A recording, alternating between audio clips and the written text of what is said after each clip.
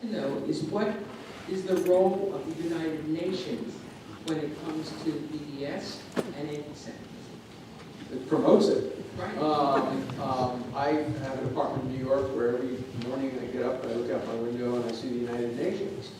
And I was a member of the United Nations Association as a young man. I worked for Justice Arthur Goldberg, who was the United States representative to the United Nations. He actually called on me in early fall, late summer of 1967 days to help him with the drafting of Resolution 242 at the United Nations, which was the basic peace treaty between Israel and the Arabs following the 67 war. Israel accepted 242. All the Arab countries in the world got together in Khartoum and issued their three famous no's: no negotiation, no peace, no recognition.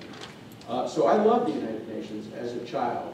My first political act as a young man, as president of the Inter-Yeshiva Student Council in Brooklyn, the UN wanted to have a calendar, a universal calendar, which would make Shabbos fall out on Tuesdays, Thursdays, and a group of us opposed it and succeeded. We got the UN to drop it. So I started out with a strong support of the UN. The UN has become the Der Stürmer of the 21st century. What it allows on its floors and through its microphones to be said about the nation state of the Jewish people is just appalling. And the idea that it recognizes one group, only one group of dispossessed people, the Palestinians.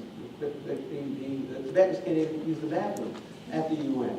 The Chechens can't get through the front door. But practically every organ of the UN is devoted to the Palestinian issues. You think the UN cares about the Palestinians? No. They only care about who allegedly is oppressing the Palestinians.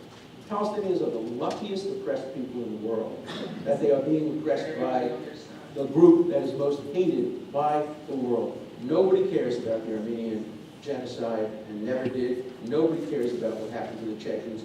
Nobody cares about the Kurds. The Kurds' claim to statehood is so much more powerful than the Palestinians' claim to statehood.